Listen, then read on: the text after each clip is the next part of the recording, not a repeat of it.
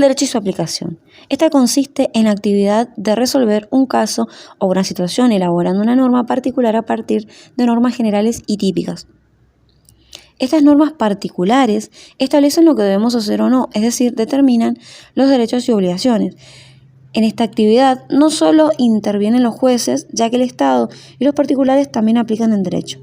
El Estado aplica el derecho a través de los órganos administrativos y ejecutivos. Ejemplo, el gobernador cuando dicta una resolución donde nombra un empleado. Los particulares, en cambio, aplican el derecho en la vida cotidiana. Ejemplo, al tomar un colectivo se está celebrando un contrato de transporte. Esta aplicación puede originar conflictos de intereses entre los hombres.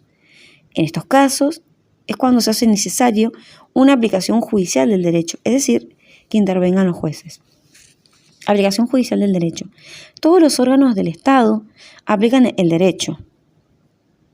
En la vida social encontramos con frecuencia conflictos que derivan en la contraposición de intereses particulares entre los miembros de la sociedad y del incumplimiento de normas dictadas para prevenirlos y resolverlos.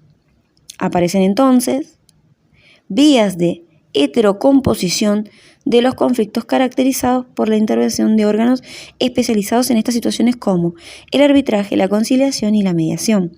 En la actividad de la aplicación del derecho no siempre intervienen los jueces.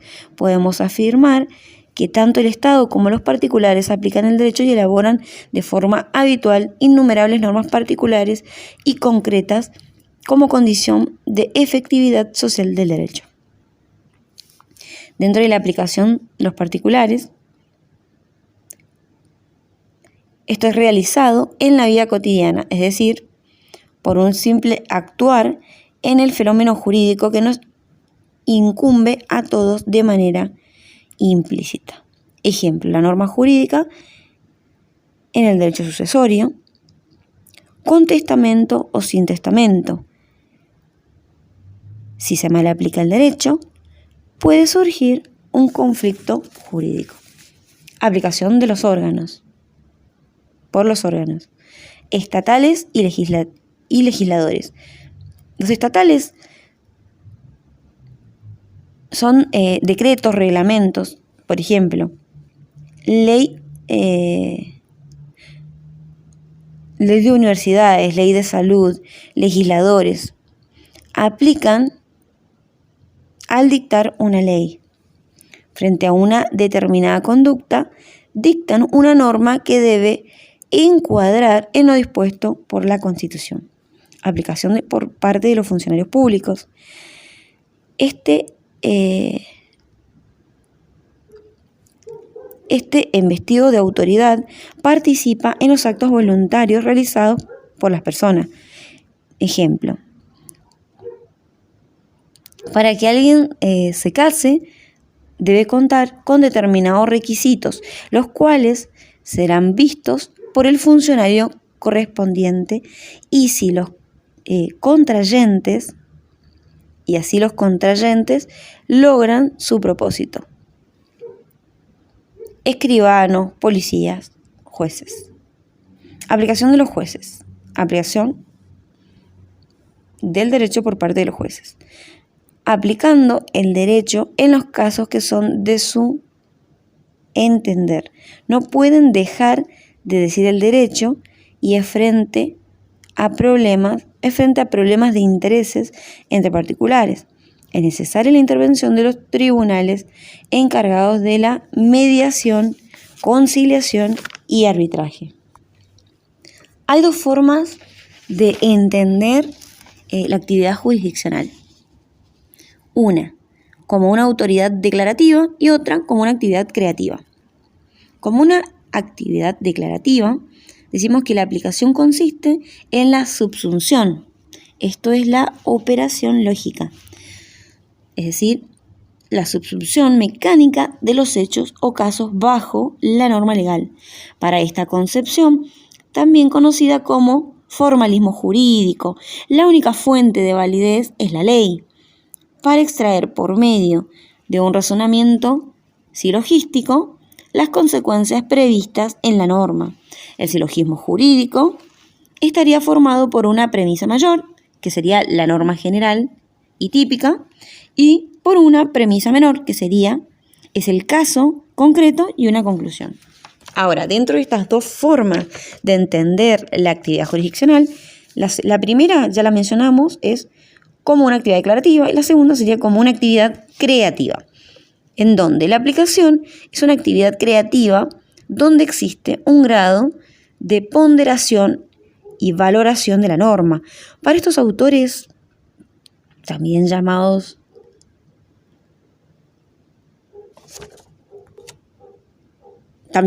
realistas, el derecho está constituido especialmente por decisiones jurisdiccionales y las normas son pautas que los tribunales pueden o no tener en cuenta. Existe una amplia libertad para interpretar el caso.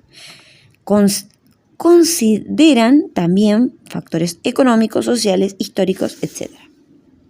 Frente a estas dos posturas encontramos limitaciones a la aplicación del derecho. Por un lado la parte legal y por otro lado la parte ideológica.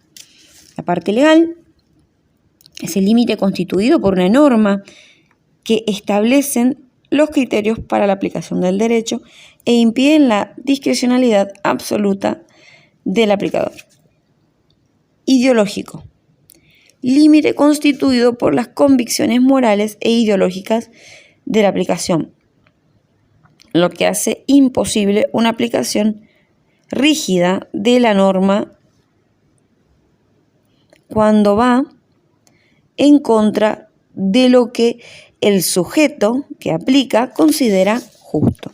Aspectos a tener en cuenta en la aplicación del derecho. No existe, punto 1, no existe una diferenciación clara entre sus etapas.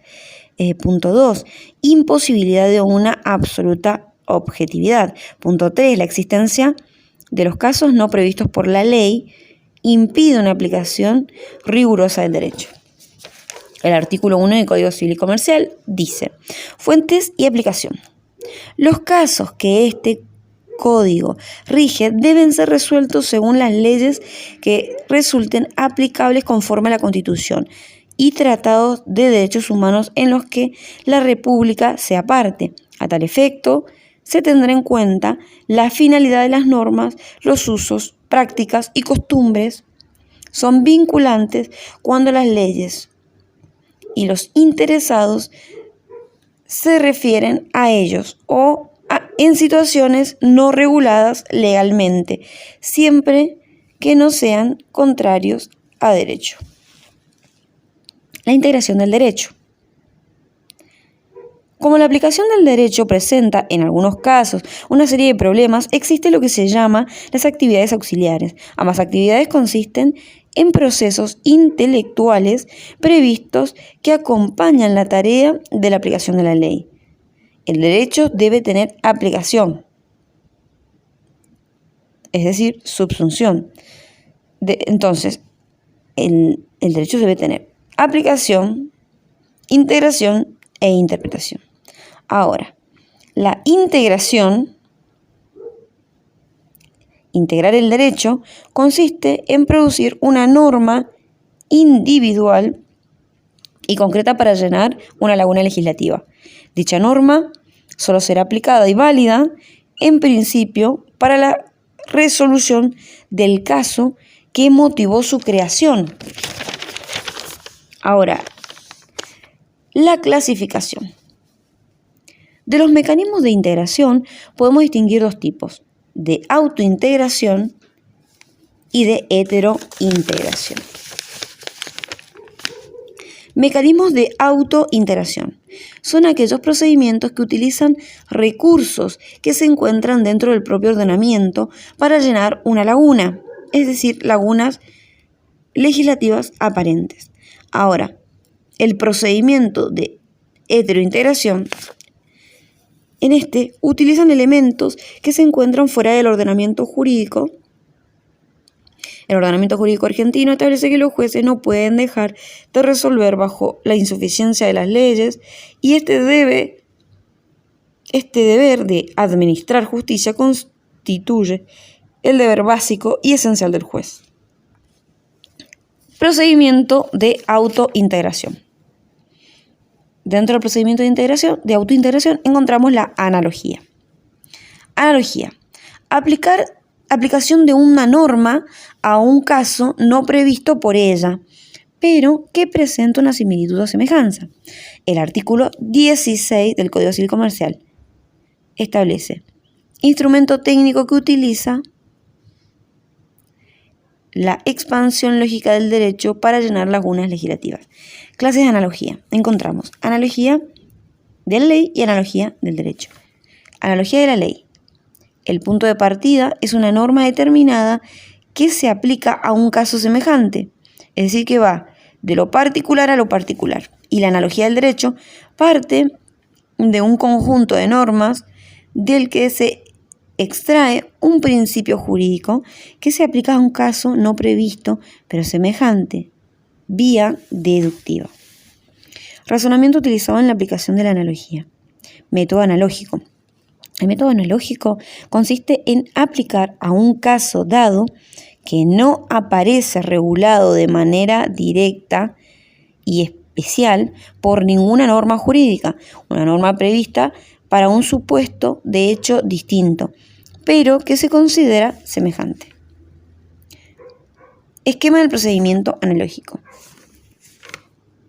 Premisa mayor, premisa menor y conclusión. Premisa mayor. Si es S, debe ser C. Premisa menor. H no es S, pero es semejante a S. 3. Conclusión. Para H debe ser C. Condiciones para la utilización de la analogía. No debe existir una norma aplicable al caso. Que los dos casos sean semejantes, que se justifique la aplicación de la analogía, que exista una misma igualdad jurídica entre las dos situaciones, que se preste atención a los fines explícitos e implícitos del ordenamiento jurídico y que no exista una prohibición legislativa para recurrir a esta analogía. Principios generales del derecho. Son criterios de razón que expresan un juicio acerca de la conducta humana a seguir en cierta situación. Unidad 4. Eso es un principio general. A estos se les atribuye el carácter normativo. Se oponen a algo determinado. Son flexibles y susceptibles a ser completados. Estos también son necesarios para la aplicación del derecho. Normas versus principios. Las normas, según el origen, surgen en un órgano legislativo, mientras que los principios surgen por conveniencia o oportunidad. Las normas, en cuanto a derogación, pueden efectuarse dicha derogación, pero en los principios la derogación no son derogados, siguen vigentes mientras sigan siendo considerados justos y convenientes. En cuanto a la identificación, las normas pueden enumerarse y enunciar el texto de las normas vigentes, mientras que los principios, en cuanto a identificación, no puede establecerse una norma con todos ellos. En cuanto a contenido, las normas poseen diversos contenidos, pero los principios poseen contenido estrictamente moral. Las normas, en cuanto a aplicación, son de forma disyuntiva.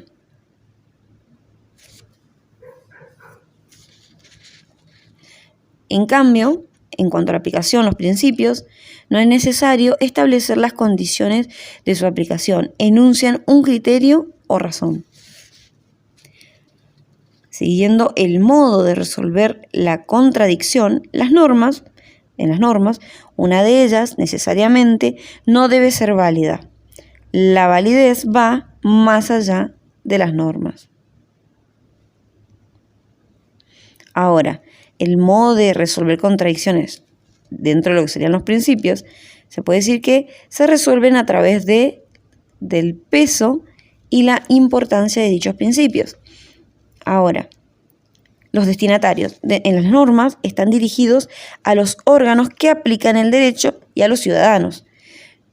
Y los principios, en cuanto a destinatarios, van dirigidos a los órganos que aplican el derecho. Ahora, procedimientos de heterointegración. Dentro de estos procesos de heterointegración encontramos lo que sería la equidad. La equidad es identificada con la justicia. En el caso concreto, esta cumple una función integradora, considera las circunstancias subjetivistas y objetivistas del caso frente a la problemática de oscuridad o lagunas en la legislación. La igualdad supone siempre una abstracción desde una cierta perspectiva cuya determinación puede realizarse a través de dos caminos. El primero, que se realiza a priori por el legislador, consiste en predeterminar las conductas o situaciones que deben considerarse iguales. El segundo estriba en la enunciación a posteriori de la perspectiva relevante con motivo del caso concreto, al momento de la resolución de los conflictos, por los jueces y demás órganos jurisdiccionales. Por el primer camino deductivo se realiza la justicia. Por el segundo, que es inductivo, la equidad. La equidad, al igual que la justicia, constituyen un valor. Interpretación del derecho. Noción. Determinar el sentido, es decir, que manda, y el alcance, a quién va dirigido, de la ley. También busca descubrir la voluntad de quien elaboró las normas, es decir, del legislador. La interpretación del derecho, en sentido amplio, es la actividad dirigida a comprender el significado de algo, y en sentido estricto consiste en buscar y o atribuir el significado de un símbolo. La interpretación jurídica se distingue de la interpretación en general por su objeto, que está constituido por el texto que se realiza para expresar la norma jurídica. También cabe aclarar que la interpretación es una actividad requerida solo a los jueces, no es una actividad requerida solo a los jueces, sino que debe ser realizada por destinatarios de las normas. Por otro lado, la interpretación no es una actividad solo necesaria para las normas oscuras, contradicciones. Aún la norma más clara debe ser interpretada para determinar su sentido y alcance. Por ejemplo, para los formalistas, es una aclaración o conocimiento establecido en el texto de la norma dictada por el legislador, pero para los realistas es la etapa de la elaboración de normas previamente fijadas por el legislador. Formas de interpretación. Teoría subjetivista. La interpretación consiste en conocer la voluntad del creador de la norma, es decir, el legislador, y se utiliza para interpretar las leyes que hace poco han entrado en vigencia. Las dificultades que presentan son ambigüedades de las normas, considera los distintos significados teniendo en cuenta el lenguaje que puede haber usado el legislador, ya sea vulgar o técnico. La teoría objetivista es el significado de las normas, hay que encontrarlo en ella misma. Una vez elaborada por el legislador, se independiza de su voluntad y adquiere una vida propia. La centralidad del proceso se encuentra en el juez para adaptar la norma al momento histórico y social de la aplicación. Esta teoría acerca de la interpretación presenta una ventaja y una desventaja. La ventaja sería la posibilidad de adecuación de las normas al cambio social, y la desventaja, que la interpretación se convierta en una creación jurídica y que esto afecte a la seguridad jurídica. Métodos para la interpretación jurídica. Se trata de instrumentos metodológicos que deben ser utilizados en forma integrada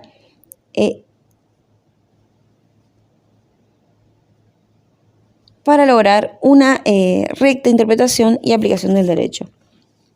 A. Literal, textual o gramatical. Dado que las normas se encuentran en general textualizadas, la primera tarea del intérprete consiste en la fijación del texto de la norma a partir del análisis del significado de los términos utilizados en su expresión lingüística. Parte de no considerar el significado de las palabras que integran el texto normativo. Se analiza lingüísticamente. Dificultades. 2 puntos. Las palabras que el legislador utiliza pueden adolecer de los efectos comunes a los lenguajes naturales: ambigüedad, vaguedad, textura abierta, etc. La ambigüedad de los términos debe ser solucionada por el intérprete, eligiendo el significado que más se ajuste con el fin propuesto por el legislador, vinculándolo con otra expresión lingüística de la norma y en mayor o menor a la materia a la que ésta se refiere. B. Lógico-conceptual. Analiza conceptos que integran la norma y su lógica de interpretación. El intérprete debe buscar el sentido y alcance investigando la razón de ser o motivo de la norma. La comprensión de la misma se logra a través de un método analítico sintético y presenta 2 fases. Simplificación cuantitativa y simplificación cualitativa. La simplificación cuantitativa se desglosan los materiales normativos en sus elementos particulares hasta lograr el alfabeto del derecho mediante un proceso de análisis. Y la simplificación cuantitativa determina qué instituto jurídico protege la norma y se fundamenta en estas actividades previas para elaborar, por fin, los cuerpos jurídicos o instituciones que en la vida del derecho nacen, viven, luchan y mueren como individuos que tienen su propia evolución en concurrencia con los demás elementos del sistema jurídico. C. Sistémico. Consiste en descubrir el sentido de la norma teniendo en cuenta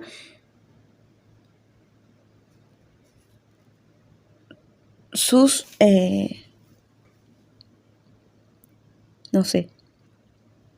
con las demás, sus diferencias con las demás.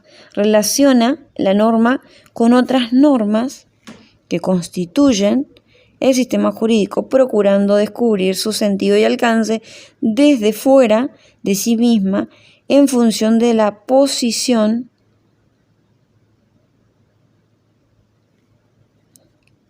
que ocupa en el sistema jurídico. La norma no tiene que ser contrarias a las normas superiores, y dicho instrumento supone la tarea interpretativa. A. Solución a antinomias legislativas. B. La consideración especial del contexto normativo del que forma parte la norma a los fines de interpretar su sentido y alcance. Y C. Referencia del criterio sistemático en el sentido estricto. Ese sería el sistemático. Ahora vamos al histórico, punto D. Las normas muchas veces tienen precedentes históricos elaborados a través de un proceso susceptible a ser conocido a través de documentos que constituyen su asiento. Este criterio constituirá una construcción importante a la hora de fijar la voluntad del legislador. 4 clases de procedimientos históricos.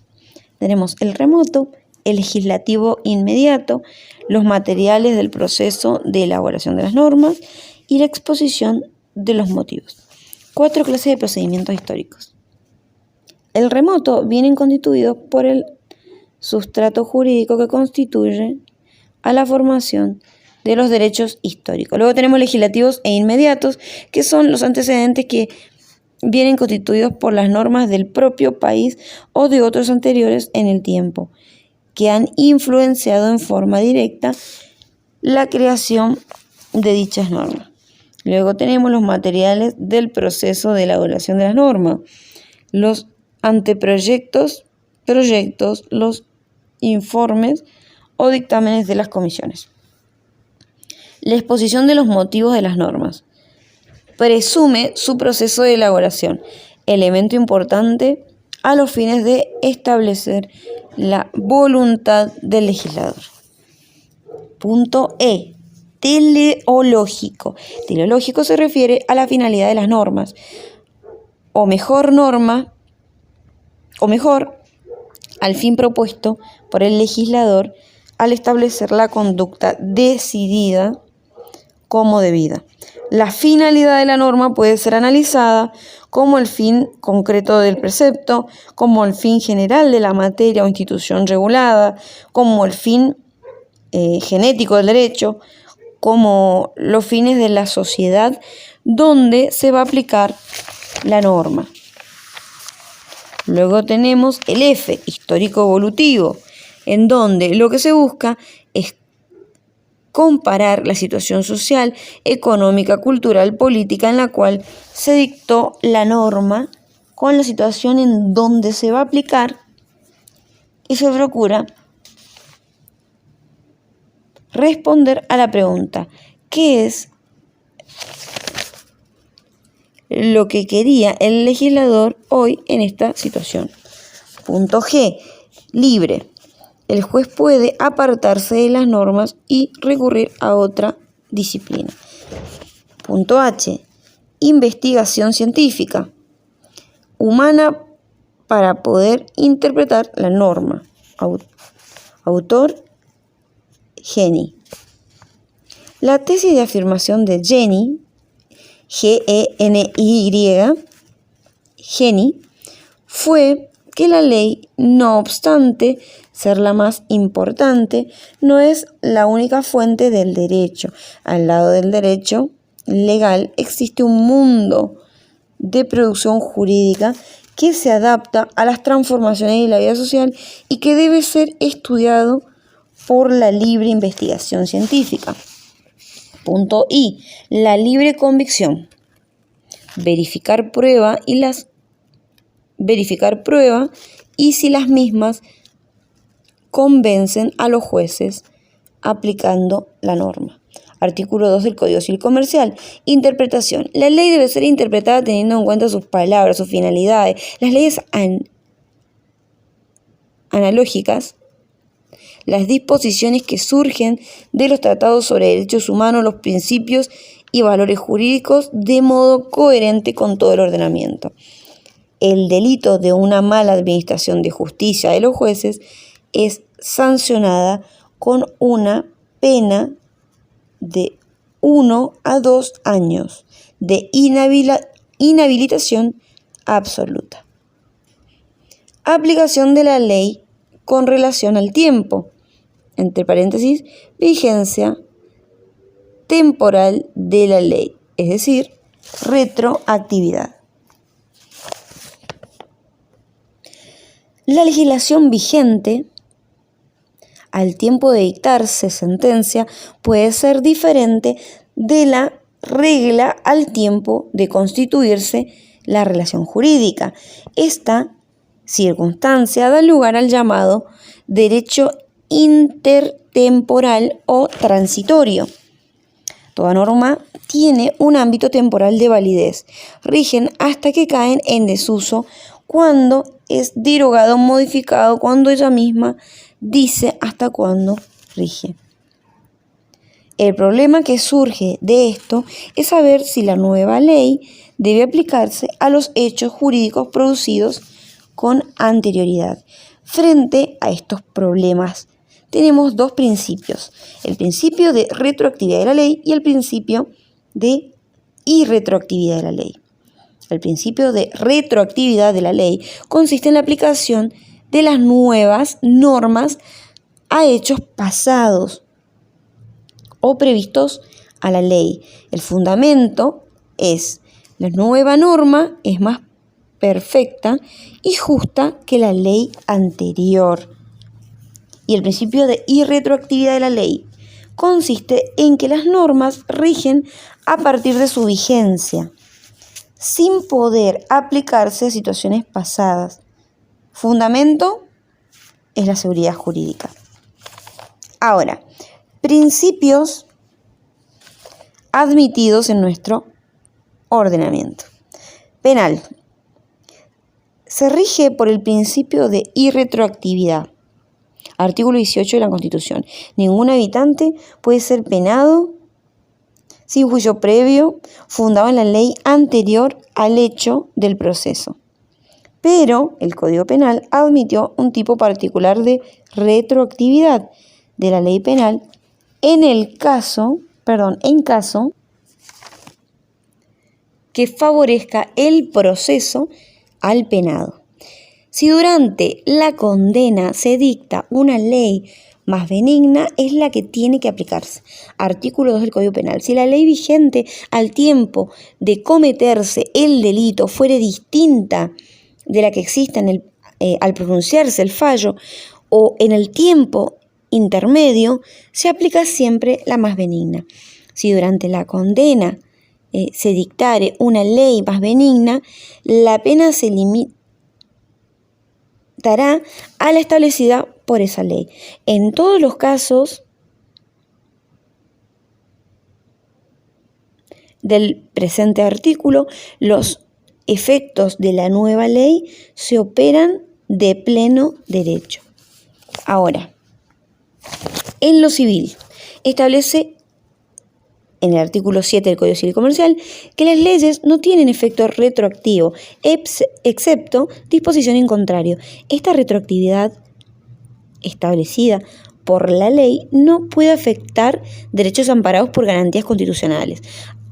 A los contratos en curso no son aplicables las nuevas leyes. El artículo 7 del Código Civil Comercial, eficacia temporal. A partir de su entrada en vigencia, las leyes se aplican a las consecuencias de las relaciones o situaciones jurídicas existentes. Las leyes no tienen efectos retroactivos, sean o no de orden público, excepto disposición en contrario. La retroactividad establecida por la ley no puede afectar derechos amparados y garantías constitucionales. Las nuevas leyes supletorias no son aplicables a los contratos en curso de ejecución, con excepción a las normas más favorables al consumidor en relaciones de consumo. Aplicación de la ley con relación al territorio. Puede suceder que el ordenamiento jurídico del cual el juez recibe su investidura no sea el mismo en el cual se han desenvuelto todos o algunos de los elementos de la relación jurídica. Unidad 4. En estos casos, es el derecho internacional privado, unidad 7, el que se encarga de determinar qué ley es aplicable en el caso con elementos extranjeros.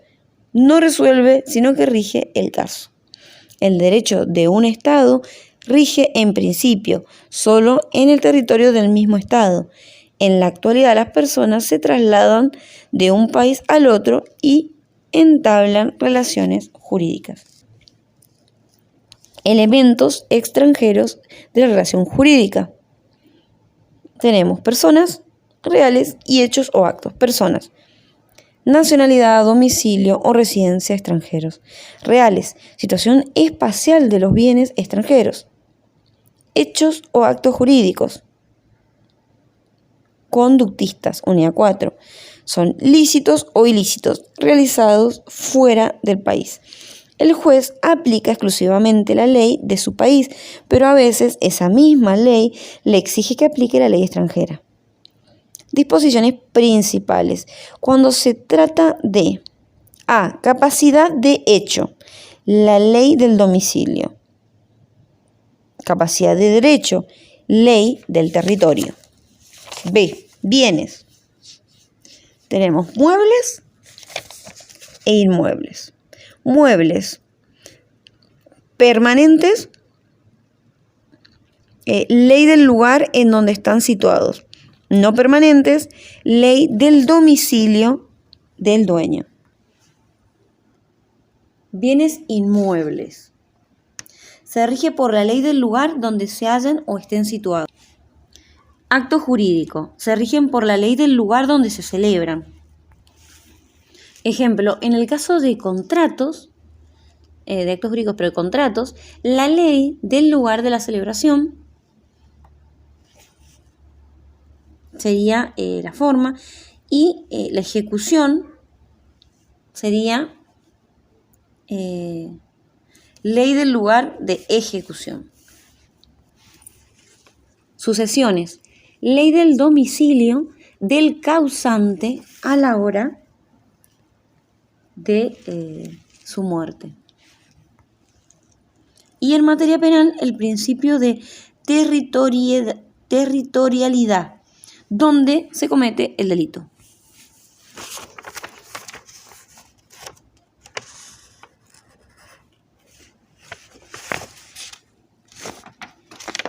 Sí, la última.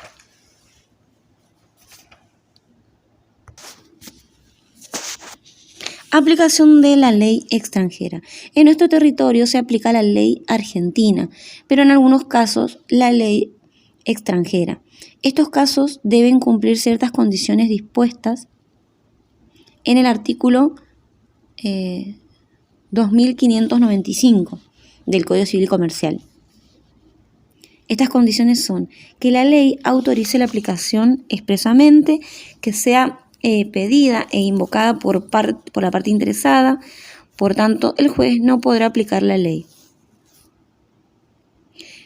La existencia de la ley extranjera sea aprobada por la parte interesada. En cambio, las leyes nacionales son un derecho y se reportan conocidas. El artículo 2595 del Código Civil y Comercial, aplicación del derecho extranjero. Cuando un derecho extranjero resulta aplicable, el juez establece su contenido y está obligado a interpretarlo como lo harían los jueces del Estado al que pertenece, sin perjuicio de que las partes puedan alegar y probar la existencia de la ley invocada. Si en el contenido del derecho extranjero no puede ser establecido, se aplica el derecho argentino. B. Si existen varios sistemas vigentes, sistemas jurídicos covigentes con competencia territorial o personal, o existen o se suceden diferentes ordenamientos legales, el derecho aplicable se determina por no requiere ser invocado, la aplicación no requiere ser invocado cuando la ley extranjera es de aplicación obligatoria en la República, sea en virtud de una convención diplomática o una ley especial. Segundo párrafo, artículo 2595. No será posible su aplicación cuando atente contra el orden público del Estado en que debe aplicarse. Y el artículo 2600 del Código Civil Comercial dice que las disposiciones del derecho extranjero aplicables deben ser excluidas cuando conducen a soluciones incompatibles con los principios fundamentales de orden público que inspiran el ordenamiento jurídico argentino. Estos casos en que la ley extranjera no se aplica son solo ejemplo. La enumeración no es taxativa. Así, por ejemplo, la ley 24.871.